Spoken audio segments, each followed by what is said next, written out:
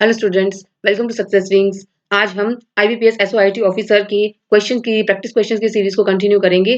तो स्टार्ट करते हैं। पहला क्वेश्चन आता है, which software engineering metrics measures code complexity. Code complexity को कौन मेजर करता है? तो ये एलओसी होता है, लाइंस ऑफ कोड, या फिर साइक्लोमेट्रिक कॉम्प्लेक्सिटी, या फंक्शन पॉइंट्स, या फिर एफर्ट रेट। तो इसमें से क्या करेक्ट आंसर हो जाएगा? इसका आंसर हो जाएगा साइक्लोमेट्रिक कॉम्प्लेक्सिटी। ये मेजर करता है कोड कॉम्प्लेक्सिटी को, राइट। जितना ज्यादा इसका नंबर हाई होगा, इसका मतलब कि उस कोड को मेंटेन करना, टेस्ट करना वो उतना ही डिफिकल्ट होगा, राइट। तो ये होती है साइक्लोमेट्रिक कॉम्प्लेक्सिटी।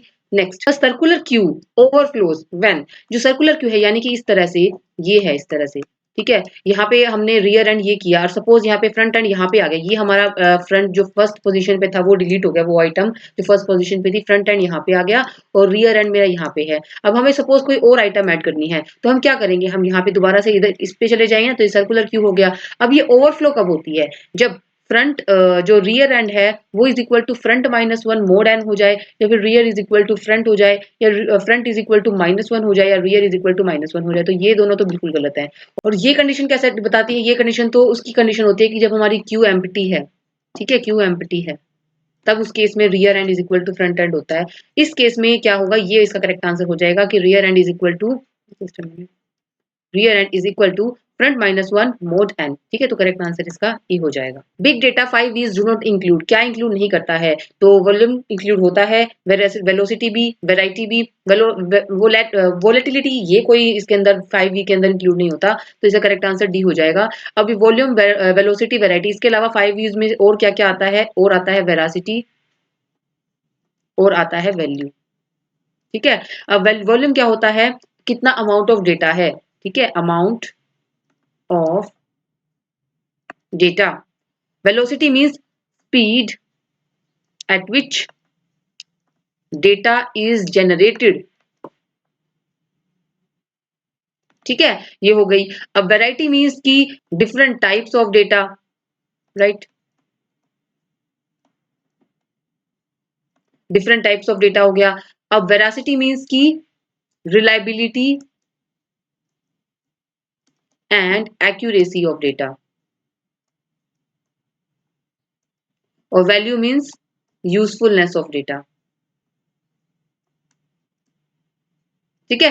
तो ये सारे के ये 5 V's आते होते हैं, 3 ये और 2 ये, ठीक है। ये कोई इसके अंदर 5 के अंदर इंक्लूड नहीं होता। विच command will display the number of lines, words, characters in a file data dot text. उसमें हमें डिस्प्ले कराने हैं कितने लाइन्स है, वर्ड्स है, कैरेक्टर्स है, किसमें? डेटा डॉट टेक्स्ट फाइल में।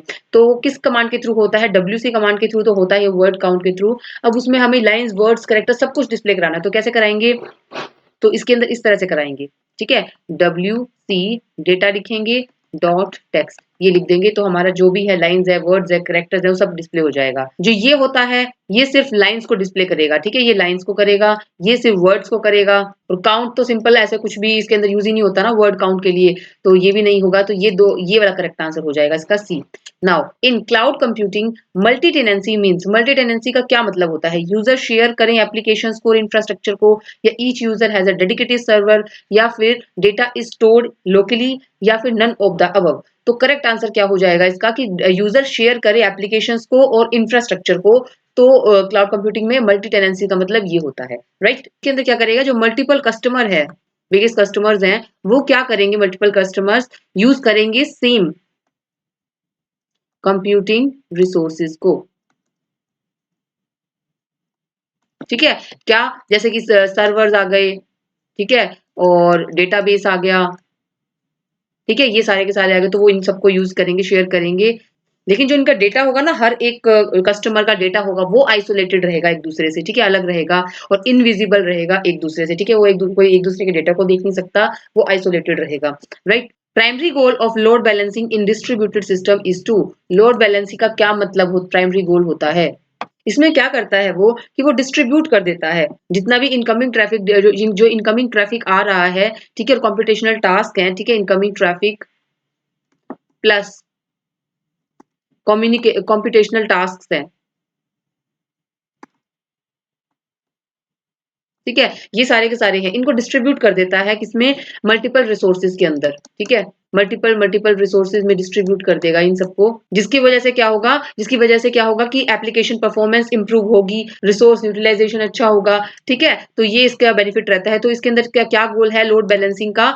मिनिमाइज करना लेटेंसी को, मैक्सिमाइज थ्रूपुट या इंक्रीज करना रिडंडेंसी को इंक्रीज नहीं करता, सिंप्लीफाई करना आर्किटेक्चर को नहीं, इंश्योर करना डेटा कंसिस्टेंट रहे, तो ये नहीं इसका प्राइमरी गोल। इसका गोल है कि मिनिमाइज करना लेटेंसी को और मैक्सिमाइज करना थ्रूपुट को। राइट, तो करेक्ट आंसर इसका ए हो जाएगा। Which of the following is a lossless compression algorithm? तो लॉसलेस कंप्रेशन एल्गोरिदम क्या होती है?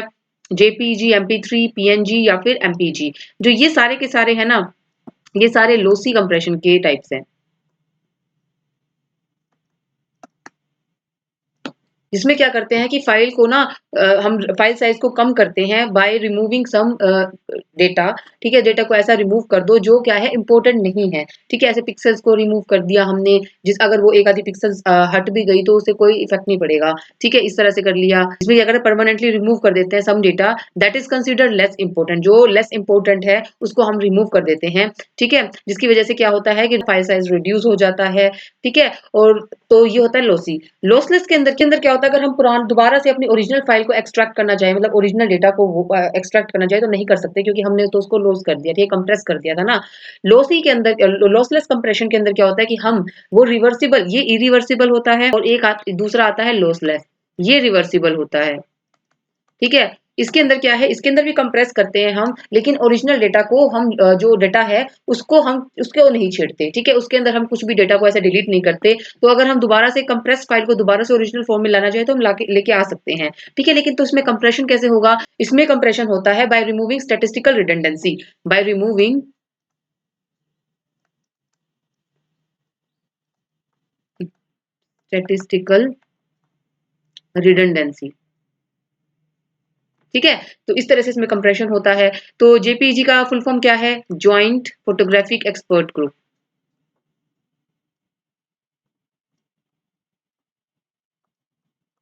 एमपीजी का क्या होता है? Moving picture expert group.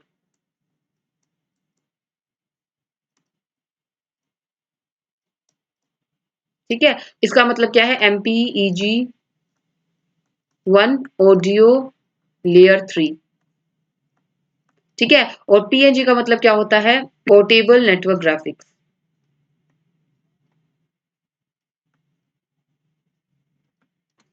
In Unix command GREP-V test file dot text will, ये क्या करेगी? तो हमारा जो GREP कमांड होती है वो किस लिए यूज होती है? To search some pattern. हम सर्च करना चाहें किसी पैटर्न को तो हम यूज करते हैं इस कमांड को। अब हमें -V लिखा है, इसका मतलब क्या होता है? इसका मतलब होता है कि जो हम पैटर्न सर्च कर रहे हैं, ठीक है, वो इंक्लूड नहीं होना चाहिए सर्चिंग के अंदर। यानी कि जैसे सपोज मैंने यहाँ पे ABC लिखा और -V लिख दिया, इसका मतलब क्या है कि फाइल के अंदर हम सर्च तो करेंगे ABC पैटर्न को, तो हम ना क्या एक्सट्रैक्ट करके क्या देंगे कि जिस भी लाइन के अंदर सपोज जैसे जिस भी वर्ड में ABC आ रहा है, हम क्या करेंगे उसको स्किप कर देंगे, उसको डिस्प्ले नहीं कराना। ठीक है, तो यही है कि display all lines not containing test, क्योंकि अगर टेस्ट दिया है तो हम डिस्प्ले कराएंगे सारी लाइंस को जिसके अंदर टेस्ट ना लिखा हो। ठीक है, तो ये इसका करेक्ट आंसर सी हो जाएगा। Which of the following is not a type of fragmentation in distributed DBMS? Fragmentation का टाइप कौन सा नहीं है डिस्ट्रीब्यूटेड DBMS के अंदर?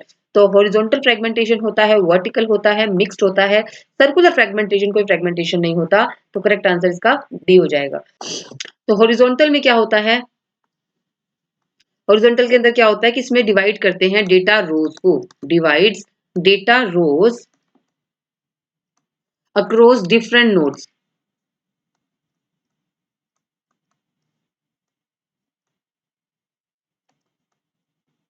ठीक है, डिफरेंट डिफरेंट नोड्स में हम क्या करेंगे? डेटा रोज को डिवाइड कर देंगे। ठीक है, based on some attributes, right.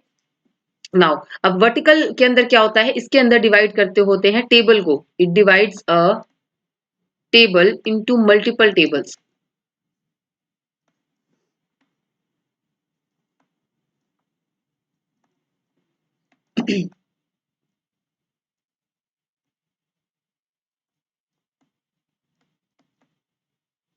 ठीक है, इसमें डिवाइड करते हैं टेबल को मल्टीपल टेबल्स में by splitting the columns based on some attributes. Attribute के बेस पे हम कॉलम्स को स्प्लिट करेंगे, उसके बेस पे हम टेबल को स्प्लिट करेंगे मल्टीपल टेबल्स में, राइट। मिक्स क्या होता है, ये दोनों का कॉम्बिनेशन होता है, हॉरिजॉन्टल और वर्टिकल दोनों का कॉम्बिनेशन, तो मिक्स ये होता है। सर्कुलर कोई इसके अंदर पार्टीशन फ्रेगमेंटेशन नहीं होता। The bootstrap CSS framework is primarily used for database design, front end responsive design, server side scripting या फिर क्लाउड डिप्लॉयमेंट। तो करेक्ट आंसर हो जाएगा फ्रंट एंड रिस्पॉन्सिव डिजाइन के लिए हम इसको यूज करते हैं बूटस्ट्रैप CSS को। इसमें क्या होता है, इसमें प्री बिल्ट इसके अंदर HTML, ठीक है, प्लस या फिर CSS, जावास्क्रिप्ट ये प्रोवाइड किया जाता है ताकि क्या करे डेवलपर, क्या करे अपनी वेबसाइट को क्रिएट कर सके, राइट। ये फोकस करता है विजुअल और इंटरेक्टिव एलिमेंट्स ऑफ वेबसाइट्स के ऊपर, ठीक है। तो इसका करेक्ट आंसर इसके अंदर हो जाएगा बी, राइट। नेक्स्ट आता है which of the following TCP flags is set during connection termination. Termination के टाइम पे हम कौन सा TCP फ्लैग को यूज करते हैं, सिन फ्लैग को, पिन फ्लैग को, रीसेट को या एक्नॉलेज को। तो हम यूज करते हैं फिन फ्लैग को, राइट। कैसे, जैसे यहाँ पे ना फिन फ्लैग, जैसे एक क्लाइंट 1 है, ये क्लाइंट 2 है, और हाँ इसको ये भी बोलते हैं, इसको टर्मिनेशन को बोलते हैं 4 वे हैंडशेकिंग, ठीक है। जैसे क्लाइंट ने अपना कनेक्शन टर्मिनेट करना है तो क्लाइंट ने भेजा फिन फ्लैग, ठीक है, तो ये एक्नॉलेज करेगा उस फ्लैग को, ठीक है, मुझे तुम्हारा फ्लैग मिल चुका है तो ओके कि तुम्हारी तरफ से कनेक्शन क्लोज हो गया है। फिर इसको कुछ भी डेटा भेजना है वो अपना सेंड कर सकता है, क्योंकि कनेक्शन तो सिर्फ क्लाइंट 1 की तरफ से क्लोज हुआ है ना, क्लाइंट 2 अपना भेज सकता है जो भी डेटा भेजना है। फिर जब इसका भी डेटा सेंडिंग जो भी है, इसको डेटा जितना सेंड करना था सेंड कर लिया, उसके बाद ये भी फिनिश करना चाहता है, तो अब ये फिनिश के लिए रिक्वेस्ट भेजेगा, फिन फ्लैग भेजेगा, फिर ये उसको एक्नॉलेज करेगा, तो इसकी तरफ से भी फाइनल कनेक्शन क्लोज हो जाएगा, ठीक है। तो इस तरह से 4 वे हैंडशेकिंग होती है ये, तो इसमें फिन फ्लैग को यूज किया जाता है। तो मेन ये है फिन फ्लैग, ठीक है। एक्नॉलेज तो सिर्फ उसकी एक्नॉलेजमेंट के लिए होता है ना, तो मेन फ्लैग जो आएगा वो फिन फ्लैग आएगा। The Bell LaPadula model is use for, किस लिए यूज किया जाता है, ये एक मल्टी लेवल सिक्योरिटी मॉडल है। क्या है ये, मल्टी लेवल सिक्योरिटी मॉडल, ठीक है, ये है ये। इसके अंदर क्या होता है, डेटा कॉन्फिडेंशियलिटी मेंटेन की जाती है, डेटा कॉन्फिडेंशियलिटी यानी कि अनऑथराइज डिस्क्लोजर ना हो इन्फॉर्मेशन का, तो इसीलिए ये मेंटेन करता है, राइट। तो करेक्ट आंसर इसका बी हो जाएगा। Now in AI A star search algorithm क्या यूज करती है, तो ये यूज की जाती है ग्राफ ट्रैवर्सल में, पाथ फाइंडिंग में, इसमें यूज की जाती है, ठीक है।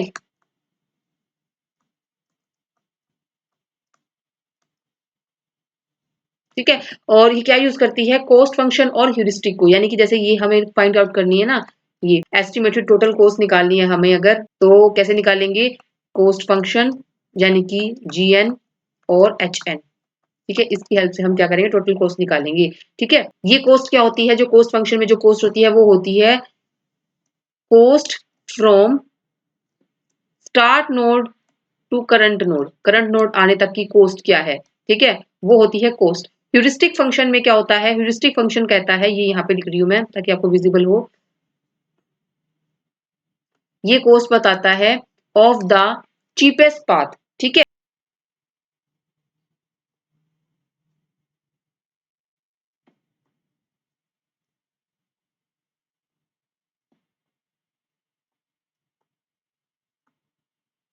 राइट, ये क्या बताता होता है, कोर्स बताता है चीपेस्ट पाथ की फ्रॉम जो करंट नोड है और जहां तक हमें जाना है वहां तक की, यानी कि जहां से, जैसे ये तो ना जैसे रूट नोड है, ठीक है, ये इस करंट नोड है, ठीक है, ये यहाँ तक, और हमें जाना कहाँ तक है, हमें यहाँ तक जाना है सपोज, ठीक है, ये एक नोड है, ठीक है, ये हम यहाँ तक जाना है, तो क्या है, इस नोड पे हैं हम, तो ये जो कोस्ट फंक्शन है ये तो बताएगा कि रूट नोड से यहाँ तक आने की जो है कोस्ट है वो बताएगा, ठीक है। अब जो ये ह्यूरिस्टिक फंक्शन है ये बताएगा कि इस नोड से हमें गोल नोड यहाँ तक जाना है, तो चीपेस्ट पाथ वाली जो जो चीपेस्ट पाथ है उसकी कोस्ट बताएगा, जैसे ये यहाँ से जाएगा या यहाँ से जाए तो किससे ट्रेवर्स करे, तो अगर मुझे यहाँ से सही पड़ रहा है क्योंकि एक ही नोड आ रही है और उसके बाद डायरेक्ट हम यहाँ पे पहुंच रहे हैं, तो ये इस चीपेस्ट पाथ को क्या करेगा, इसी कोस्ट निकाल के यहाँ पे इसको ऐड कर देगा, ठीक है। तो ये ह्यूरिस्टिक फंक्शन होता है, राइट।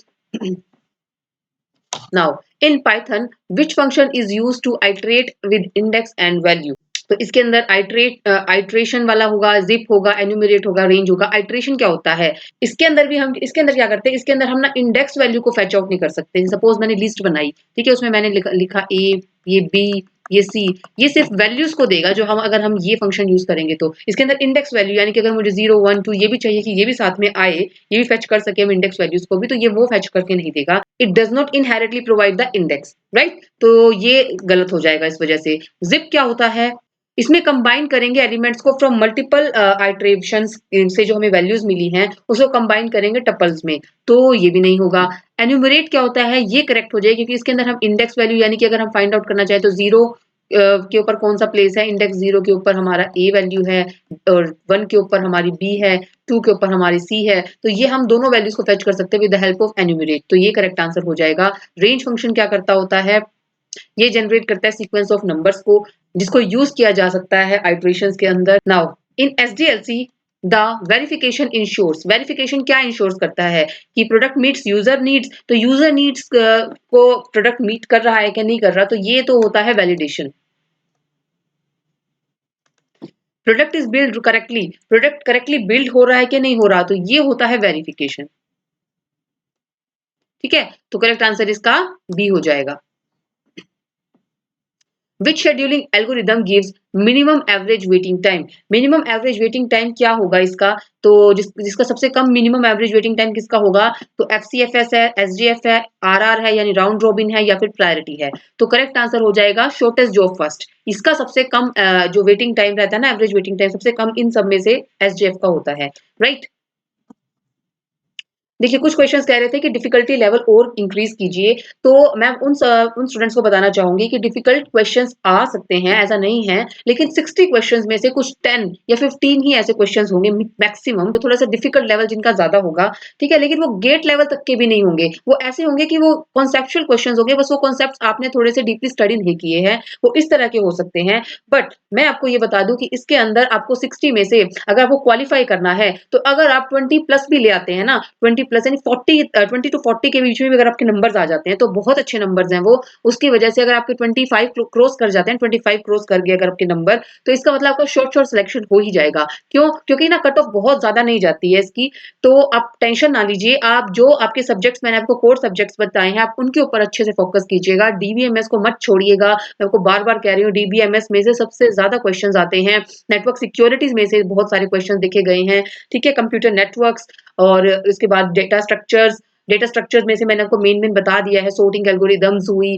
वो आपको पढ़ लेनी है, ऊपर ओवरव्यू ले लेना है उनका, ठीक है, आपको सारी की सारी कॉम्प्लेक्सिटीज अच्छे से आनी चाहिए, ट्रीज ग्राफ्स इनके ऊपर फोकस कीजिएगा, राइट, तो आपको ये सब नहीं छोड़ना है, स्टैक्स हो गया और प्रीफिक्स पोस्टफिक्स, ये नोटेशंस हुई, ये ग्राफ ट्रेवर्सल हुआ, ये सब आपको करना है अच्छे से, राइट, ऑपरेटिंग सिस्टम भी इंक्लूड है, पिछली बार ऑपरेटिंग सिस्टम नहीं आया था तो इस बार इंक्लूड है, तो ये आपको करना है अच्छे से।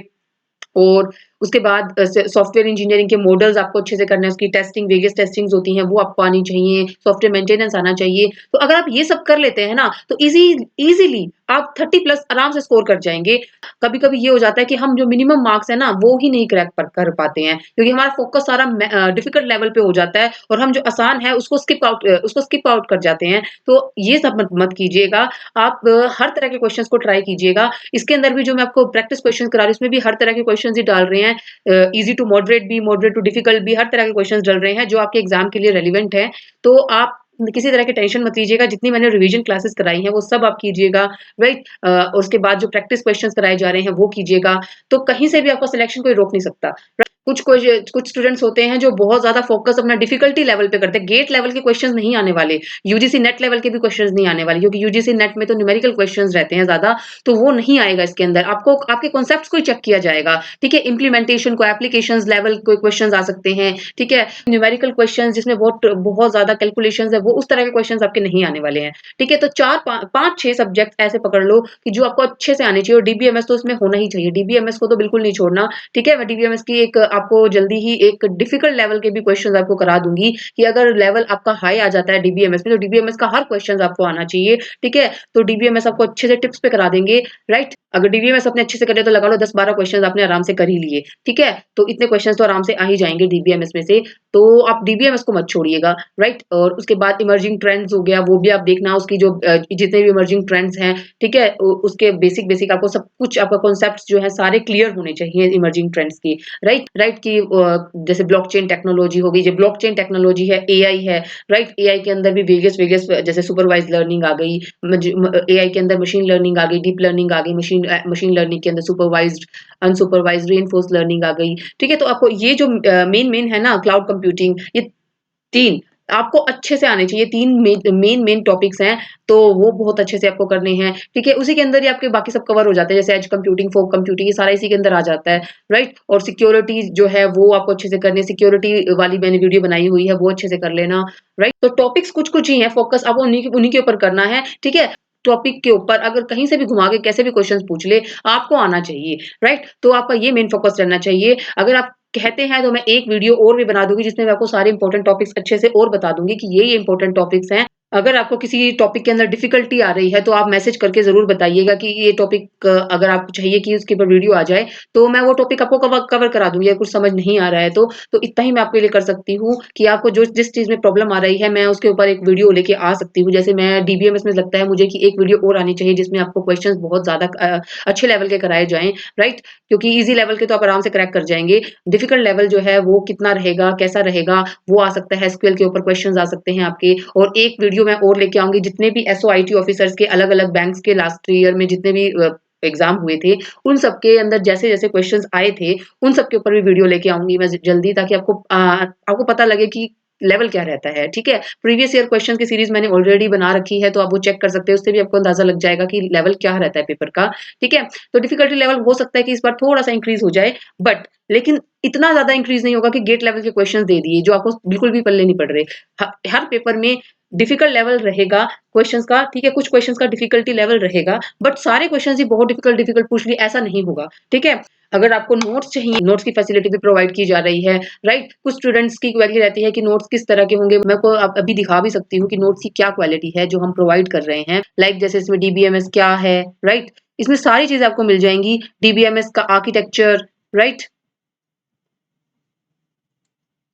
और इसके अंदर आपको जैसे इंडिपेंडेंस क्या है, एंटिटी मॉडल क्या है, ये सारे आपको अच्छे से नोट्स आपको प्रोवाइड किए जाएँगे। ये नहीं है कि आपको सिंपल-सिंपल कुछ भी उठा के कुछ भी नोट्स प्रोवाइड कर रहे हैं, क्वालिटी नोट्स हैं। अगर आपको रिवीजन में आपको हेल्प करेंगे, अगर आप लेना चाहते हैं तो इसको ले सकते हैं, राइट? ये सारे कंस्ट्रेंट्स क्या हुए, टाइप्स ऑफ कीज़ क्या हुई, टाइप ऑफ फंक्शनैलिटीज़ क्या हैं, वो डिपेंडेंसीज़ क्या हैं, ठीक है? उनको अच्छे से एक्सप्लेन किया हुआ है, राइट? नॉर्मलाइज़ेशन क्या है, एनोमलीज़, ये सब आपको अच्छे से स्ट्रक्चर्ड वे में नोट्स प्रोवाइड किए जा रहे हैं, राइट?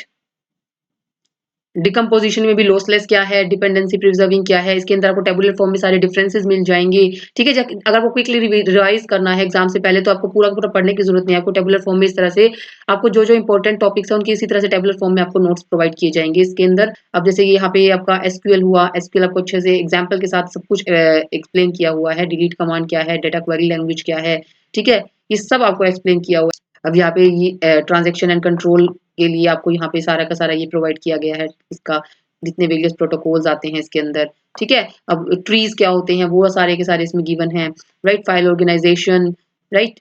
डेटा वेयर हाउसिंग क्या है? तो इस तरह से ये सारे नोट्स आपको प्रोवाइड किए जा रहे हैं।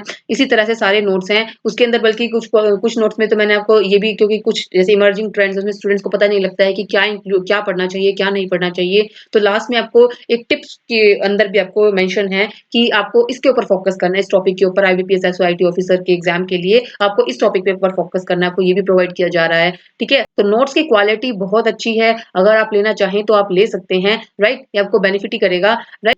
जो क्वेश्चंस हैं वो मैं आपको ऑनलाइन करा ही रही हूँ, वो फ्री ऑफ कॉस्ट है, उसमें कोई आपको चार्जेस नहीं देने पड़ रहे, राइट? आपको क्विक रिवीजन करा दी गई है सारे सब्जेक्ट्स की, तो कोई कमी नहीं छोड़ी है कि कोई ऐसा रीज़न नहीं छोड़ा है जिससे आप ये कह सकें कि हमारे पास ये चीज़ नहीं है, और इसकी वजह से कोई एक्सक्यूज़ नहीं छोड़ा है कि जिसकी वजह से आप ये कह सकें कि हम आईबीपीएस एसओआईटी ऑफिसर नहीं बन सकते, राइट? आप मेंस एग्ज़ाम आप क्लियर करेंगे, जो मैं आपको करा रही हूँ उसको अच्छे से कीजिएगा, साथ-साथ में अपने रिवीजन करते जाइएगा। तो अब कंटिन्यू करते हैं। Which OSI layer provides error detection and correction? तो ये क्या होती है? ट्रांसपोर्ट लेयर है, डेटा लिंक लेयर है, नेटवर्क है, सेशन है। तो जिसमें डेटा को डिटेक्ट भी कर सकते हैं, करेक्ट भी कर सकते हैं। तो वो क्या लेयर है? वो लेयर है क्या? Data link layer, right? इसके अंदर डेटा करेक्शन, एरर करेक्शन के भी मेथड हैं, एरर डिटेक्शन के भी मेथड्स हैं, राइट? तो वो क्या-क्या मेथड्स हैं वो भी देख लेते हैं। जैसे चेक्स इसके अंदर आता है, जैसे पैरिटी चेक हो गया, चेकसम हो गया, साइक्लिक रिडंडेंसी चेक हो गया, तो ये सारे के सारे एरर को डिटेक्ट करने के मेथड्स हैं। करेक्शन मेथड्स में क्या-क्या आता होता है? इसके अंदर जैसे फॉरवर्ड एरर करेक्शन ये एक मेथड होता है, राइट? तो ये आपको पता होना चाहिए, राइट? तो इसके अंदर इतना ही, तो ये नेक्स्ट क्वेश्चन पे चलते हैं। The cap theorem states that a distributed system can provide at most. Distributed system क्या प्रोवाइड करता है? कैप थ्योरम मींस कैप का मतलब क्या है? कैप का मतलब है consistency, A for availability and P for partition tolerance. ठीक है, कंसिस्टेंसी का मतलब क्या होता है? ये जब नेटवर्क जब जो डिस्ट्रीब्यूटेड सिस्टम है उसमें क्या है, जो नेटवर्क का पार्टीशनिंग है वो तो अनअवॉइडेबल है, राइट? तो क्या चाहिए होता है, तो हमें या तो कंसिस्टेंसी चाहिए होती है या अवेलेबिलिटी, दोनों एक टाइम पे हम प्रोवाइड नहीं कर सकते। कंसिस्टेंसी अवेलेबिलिटी में से कोई एक ही हम एक टाइम पे प्रोवाइड कर सकते हैं। तो इसका मतलब कंसिस्टेंसी का मतलब जितनी भी नोड्स है ना डिस्ट्रीब्यूटेड सिस्टम में, सारी की सारी सेम डेटा को रिफ्लेक्ट करेंगी सेम टाइम पे। ठीक है, सेम टाइम पे सेम डेटा को रिफ्लेक्ट करेंगी, तो वो होता है कंसिस्टेंसी। अवेलेबिलिटी का मतलब क्या होता है कि सिस्टम हमेशा ऑपरेशनल स्टेट में रहना चाहिए, सिस्टम रिमेन्स ऑपरेशनल, राइट? और जो जितनी भी नोड्स वो रिस्पॉन्ड करें, जितनी भी रिक्वेस्ट आ रही है, ठीक है, तो वो हमेशा अवेलेबल रहनी चाहिए, तो अवेलेबिलिटी। पार्टीशन टॉलरेंस का मतलब क्या होता है कि system continue to operate, right? Continue करे ऑपरेशन करना, इवन कि अगर नेटवर्क फेलियर ओकर हो जाता है तो भी उस केस में भी क्या करेगा, वो कंटिन्यू टू ऑपरेट। तो ये होता है पार्टीशन टॉलरेंस। तो जब नेटवर्क पार्टीशन ओकर होता है डिस्ट्रीब्यूटेड सिस्टम में, तो क्या होगा, या तो कंसिस्टेंसी और पार्टीशन टॉलरेंस हम प्रॉपर्टी को लेके आएंगे, या फिर अवेलेबिलिटी और पार्टीशन टॉलरेंस। ठीक है, इन दोनों में इन तीनों में से दो यही पॉसिबल हो सकती है, कंसिस्टेंसी प्लस पार्टीशन या फिर अवेलेबिलिटी प्लस पार्टीशन, राइट? ये दो प्रॉपर्टीज को फॉलो कर सकता है एक टाइम पे तीनों की तीनों प्रॉपर्टीज फॉलो नहीं होंगी, right? Next, in IPv4 maximum number of host in slash 20 network is, कितने होस्ट रहेंगे? तो आपको ये पहले तो ये पता होना चाहिए 20 लिखा है, इट मींस की क्या है, नेटवर्क बिट्स कितनी है हमारी, नेटवर्क बिट्स है 20। ठीक है, ये नेट बिट्स है। तो और जो एड्रेस कितने बिट्स का होता है, एड्रेस होता है हमारा 32 बिट्स का। तो 32 बिट्स में से 20 बिट्स माइनस कर दो तो वो क्या बन जाएंगी, 12 बन गई। 12 मेरी क्या है, होस्ट बिट्स आ गई। होस्ट कितनी आ गई, 12 बिट्स आ गई। तो कितने एड्रेसेस पॉसिबल हो सकते हैं, 4096 पॉसिबल हो सकते हैं ना। अब क्योंकि दो एड्रेसेस, जो अगर हमारा सारे होस्ट की वैल्यू 0000 आ जाए तो वो क्या बताता है, वो बताता है नेटवर्क एड्रेस को। और अगर हमारी सारी होस्ट बिट्स जो हैं वो अगर 1111 हो जाएं तो वो हमारा ब्रॉडकास्ट एड्रेस बताता है। तो ये दो एड्रेस को हम यहाँ से रिमूव कर देंगे ना, तो अब कितने बस बच गए, 4094। तो ये हमारे क्या आ जाएंगे, नंबर ऑफ होस्ट आ जाएंगे। Answer is correct.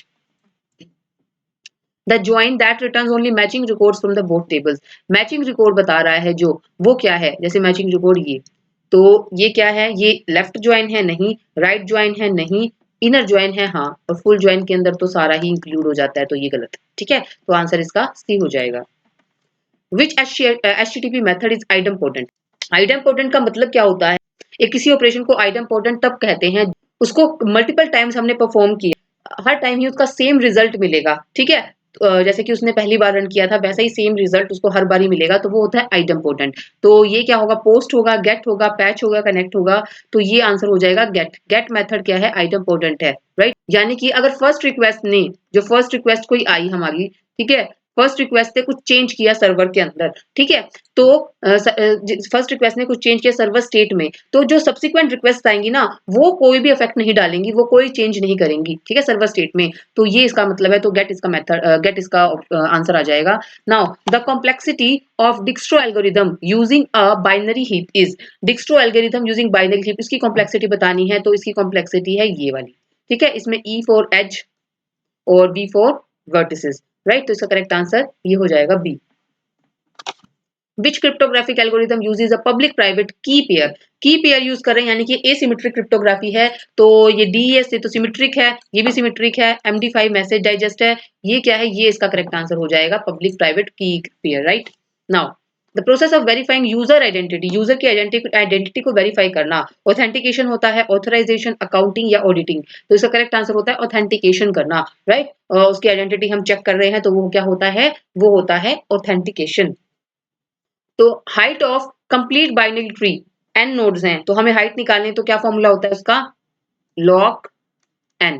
ठीक है, ये फॉर्मूला होता है, तो करेक्ट आंसर इसका ए हो जाएगा। मेन गोल नॉर्मलाइजेशन का क्या होता है, टू रिड्यूस द रिडंडेंसी, तो करेक्ट आंसर इसका बी हो जाएगा। ठीक है, जावास्क्रिप्ट के अंदर promise dot all is use to. promise का मतलब क्या होता है, तो promise ही क्या होता है, promise होता है क्या, इसकी डेफिनेशन लिख रही हूं मैं, it is an object representing eventual completion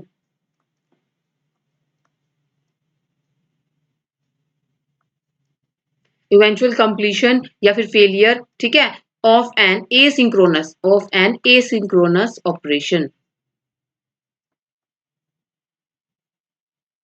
और इसकी स्टेट्स होती हैं 3 स्टेट्स, वो क्या-क्या होती हैं? स्टेट्स यहाँ पे लिख रहे हैं, पेंडिंग, फुलफिल्ड और रिजेक्टेड। ठीक है, पेंडिंग का मतलब कि अभी ऑपरेशन जो एसिंक्रोनस ऑपरेशन है वो अभी फुलफिल नहीं हुआ है, ठीक है, पूरा नहीं हुआ है तो पेंडिंग स्टेट में है। फुलफिल स्टेट में क्या है, वो कंप्लीट हो चुका है तो फुलफिल स्टेट में आ गया। रिजेक्टेड का मतलब क्या है कि ऑपरेशन फेल हो चुका है तो वो रिजेक्टेड स्टेट में आ जाएगा, ठीक है। तो इसके अंदर क्या है, प्रोमिस डॉट ऑल किस लिए यूज किया जाता है, execute promises one by one, या फिर एग्जीक्यूट करना मल्टीपल प्रोमिसेस को एक साथ ही कॉन्करेंटली, या कैंसिल करना प्रोमिसेस को या रिजेक्ट करना, तो ये होता है एग्जीक्यूट करना मल्टीपल प्रोमिसेस को कॉन्करेंटली। इन क्लाउड कंप्यूटिंग एसएलए क्या डिफाइन करता है, एसएलए की फुल फॉर्म क्या होती है, एसएलए की फुल फॉर्म होती है service level agreement, service level agreement, यानी कि एक कॉन्ट्रैक्ट होता है किसके बीच में, बिटवीन क्लाउड सर्वर प्रोवाइडर और कस्टमर के बीच में, ठीक है, किसके बीच में एग्रीमेंट होता है, एग्रीमेंट होता है क्लाउड सर्विस प्रोवाइडर और कस्टमर के बीच में, ठीक है, इनके बीच में क्या होता है, एग्रीमेंट होता है ये। उसमें क्या लिखा होता है, उसके अंदर होता है कितने उसमें लिखा होता है मिनिमम लेवल ऑफ सर्विसेज क्या प्रोवाइड की जाएंगी, परफॉर्मेंस और सपोर्ट, ठीक है, ये सब उसमें मेंशन होता है।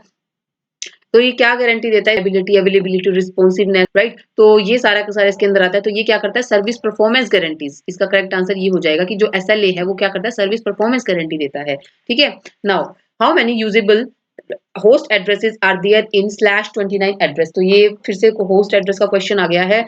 तो इसमें क्या होगा, जैसे यहाँ पे 29 है तो 32 माइनस 29 तो 3 ही आ गया, तो 3 आ गया तो 2 रेज टू द पावर क्या हुआ, 2 रेज टू द पावर 3 यानी 8 होस्ट आ गए ना, मतलब कि 8 होस्ट एड्रेस पॉसिबल हैं, तो 8 होस्ट एड्रेस पॉसिबल है तो -2 किया जाएगा तो वो 6 आ जाएगा, तो 6 इसका करेक्ट आंसर ये रहा बी, तो बी इसका करेक्ट आंसर हो जाएगा।